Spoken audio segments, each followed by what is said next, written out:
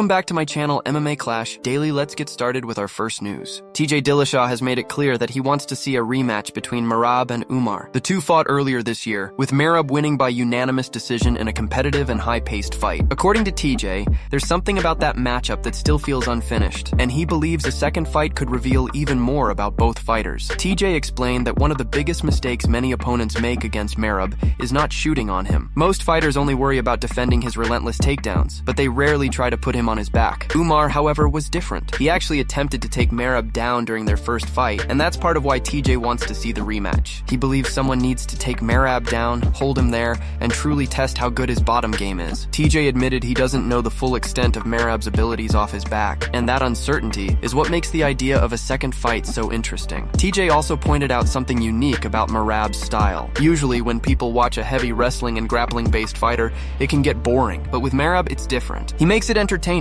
Even though so much of his game revolves around takedowns and pressure, he does it with a pace and intensity that keeps fans engaged. Every second of the fight, Merab is moving, attacking, and pushing the action forward. TJ praised Merab's work ethic inside the cage, saying that he never stalls, never slows down, and always fights hard from start to finish. That relentless pace is what separates him from many other grapplers in the division. For TJ, a rematch with Umar isn't just about running it back. It's about seeing whether someone can actually turn the tables on Merab, challenge him in his strongest area, and push him in ways he hasn't been pushed before. Moving on to another news, Dustin Poirier has shared his honest thoughts on Charles Oliveira making such a quick return to action after suffering a brutal knockout loss to Ilya earlier this year. Oliveira is set to face Mateusz Gamrot this weekend at UFC Rio, but Dustin believes stepping back into the cage so soon could be a risky decision, especially given how devastating that knockout was. Speaking in an interview with MMA Junkie, Dustin made it clear that he doesn't recommend fighters turning around so quickly after being knocked out. He explained that when someone gets put out like that, it's not just about the physical recovery, but also about giving the mind enough time to reset. He said it's important to take time off, regroup, and allow the body to fully heal. He pointed to Alexander Volkanovski as an example of how dangerous it can be to return too soon. In his words, "We've seen it time and time again. You need to recover, regroup, let things heal." Dustin, who trains with Gamrot at American Top Team,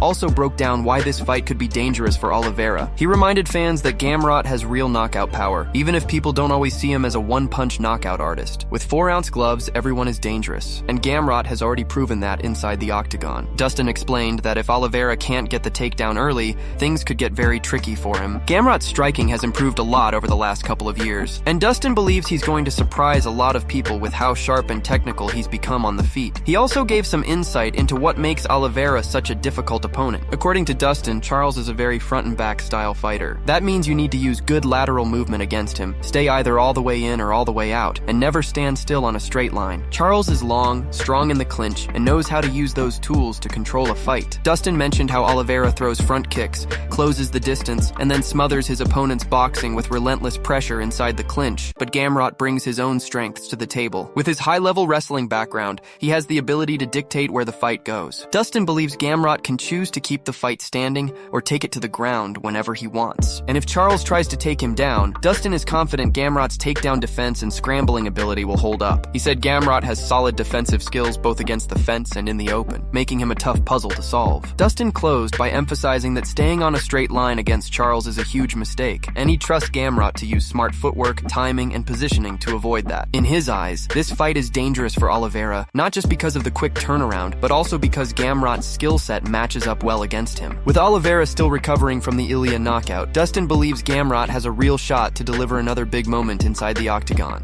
Moving on to another news, Cory Sandhagen has spoken out following his tough loss to Merab. Despite the setback, Cory remains confident in his abilities and in his belief that one day he'll wear UFC gold. In a short and honest message to his fans, Cory reflected on the fight and expressed gratitude to those who have supported him throughout his journey. He began by thanking everyone who has stood by him, the people in his life who have played a big role in his career, and those who continue to show love and encouragement. Cory said he rewatched the fight the night after because he couldn't sleep, replaying those critical moments in his mind. He admitted that it was an absolutely winnable fight for him, but he also acknowledged one of the biggest turning points, almost getting knocked out in the second round. That moment changed the pace of the fight and gave Merab the edge. Cory gave credit to Merab for his performance, saying that he nearly did exactly what he said he would do. He respected Merab's game plan, his pace, and the way he executed it. Cory also shared that he's proud of Merab for the way he represents the division, calling him a good face for the weight class. Even though the loss stings, Cory's message was calm, reflective, and filled with determination. He reaffirmed that his belief in himself hasn't wavered. In his words, believing in yourself is part of the job. It's what drives him forward, and he refuses to let one defeat define his future. He made it clear that he'll continue to work hard and keep chasing the belt, no matter how many obstacles stand in his way. Cory closed by telling his fans he loves them, thanking them again for their support, and reminding everyone that his journey is far from over. His confidence remains unshaken, and his focus is locked on one goal: becoming champion. Moving on to another news, Jamahal Hill had nothing but high praise for Alex Pereira after his incredible performance and victory over Magomed Ankalaev. Despite their bad blood in the past, Jamahal made it clear that he respects what Alex has achieved inside the octagon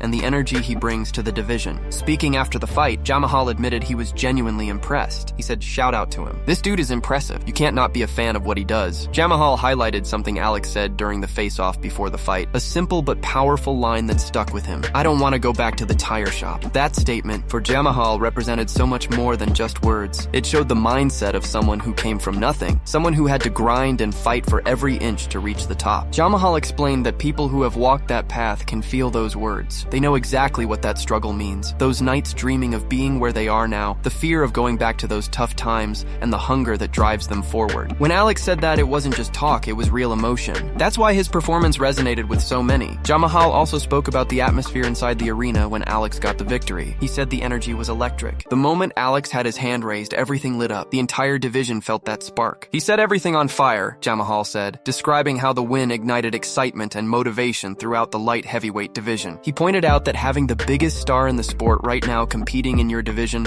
brings nothing but energy and motivation. It pushes everyone to elevate their game. Jamahal noticed how many top names were present that night. Oldberg was there. Jiri was there. He was there himself. Even Khalil was in the building. All the top contenders, even those not fighting, felt that same fire. For Jamahal, Alex isn't just a dangerous fighter. He's a star who brings attention and energy to the entire weight class. His success is pushing everyone around him to work harder, aim higher, and chase greatness. Jamahal closed by saying the division is in a great place, filled with hungry contenders ready to step up. He's happy to see the energy Alex brings, and he knows it's only going to make things even more exciting moving forward. Moving on to another news, Charles Oliveira is set to step back inside the octagon at UFC Rio this weekend, where he faces Mateusz Gamrot in what promises to be a high-stakes matchup. Before the fight, Oliveira opened up about his recent knockout loss to Ilya, a moment that left a lasting impact on both his career and his emotions. Speaking with ESPN, Oliveira reflected on the experience with honesty and composure. He said his last fight was against Ilya, a very tough fighter with heavy hands who's been knocking out everyone in his path. Unfortunately, the result was not what he and his team wanted. For the first time in his career, Oliveira was knocked out, and the feeling was devastating. He explained that it wasn't just about losing a fight, but also about knowing how close he was to becoming champion again. It wasn't only him and his family who felt the heartbreak, but thousands of people around the world who support him. Oliveira shared that the first couple of days after the loss were difficult. His head was down, and the weight of the moment was heavy. But then he went back to what has always grounded him, his upbringing. Growing up, his father always told him to come home after every fight, whether he won or lost, and rededicate himself to the work. That lesson has followed him throughout his entire career. Now, with UFC Rio ahead, Oliveira has shifted his mindset from disappointment to determination. The loss to Ilya may have hurt, but it reminded him why he fights, what he stands for, and how much he still has to give. For Oliveira, the road to redemption begins once again inside the cage. Moving on to another news, Bisping recently shared his thoughts on what he believes would be one of the biggest potential matchups the UFC could make. He said if Tom Aspinall gets the job done against Cyril Gane at UFC 321, then a showdown between Tom and Alex Pereira would be absolutely massive. Bisping explained that stylistically and historically, this fight lines up perfectly. It's a true collision between two elite champions and a matchup that could create something unforgettable for fans around the world. Bisping made it clear, though, that this wouldn't be the fight to make for the White House card. That event is being set up with a very specific theme. According to him, the plan is to have Americans face non-Americans in a way that celebrates the history of 1776. Since Alex Pereira is Brazilian and Tom Aspinall is British, they simply don't fit the theme of that card. But that doesn't change how big this fight could be. He talked about how Tom has looked incredibly dominant recently and fully expects him to beat Cyril Gane. If that happens, it would make perfect sense to book Tom versus Alex in the first quarter of 2026. It would be the kind of fight that could headline a massive pay-per-view event and kick off the year with a bang. Bisping pointed out how Alex has already made history by becoming a two-division UFC champion, and a win over Tom could make him the first fighter ever to hold titles in 3 different weight classes. That's a storyline too big to ignore. On the other hand, if Alex loses, there's no harm done. He could simply return to 205 pounds and continue his reign there. nightmare. Either way, it's a win for the UFC and the fans. He also mentioned that while Dana White has said the White House card will be one of the biggest events ever, putting together an entire lineup that strictly follows the theme of Americans versus international fighters might not be easy. There will likely be some of those matchups on the card, but expecting the entire event to stick to that formula could be a challenge. It depends on timing, availability, and star power. Still, Bisping is convinced that Tom versus Alex would be the right fight at the right time. It's the kind of clash that defines eras and creates legends. A heavyweight showdown between two of the most dangerous finishers in the sport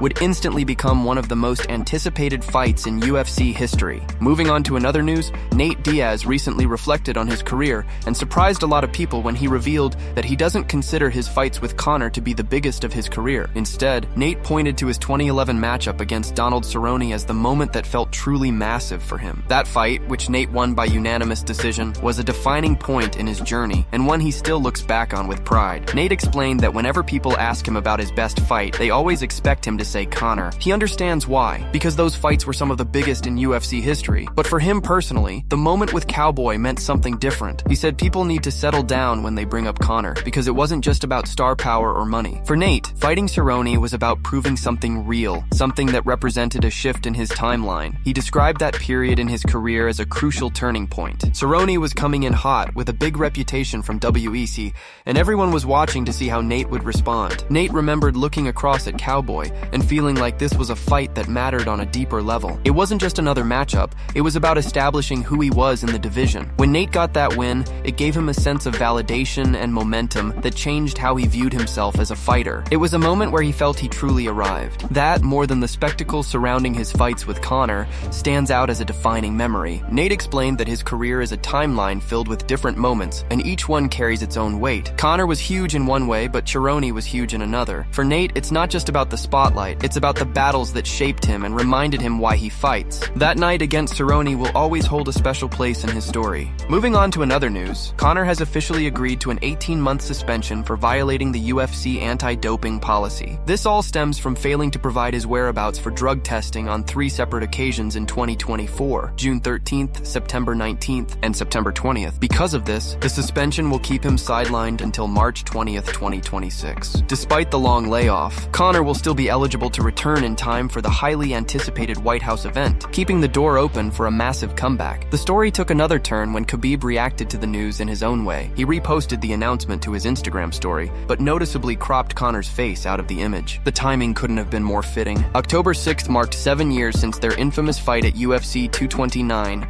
a night that remains one of the most talked about moments in UFC history. That chaotic post-fight brawl between their teams became an unforgettable chapter in combat sports. Khabib's subtle move instantly caught the attention of fans online. Many saw it as a quiet but sharp reminder of their rivalry and how that night in Las Vegas defined a generation of UFC moments. Conor's suspension has now added another layer to their story. After years of intense build-up, heated press conferences, and one of the most dominant performances inside the octagon, the rivalry between these two continues to linger long after Khabib's retirement. As Conor looks ahead to 2026, questions remain about how this long break will affect his return, his drawing power, and his standing in the sport. For now, the world is watching, and Khabib's reaction has only fueled the fire around this latest chapter in their storied feud.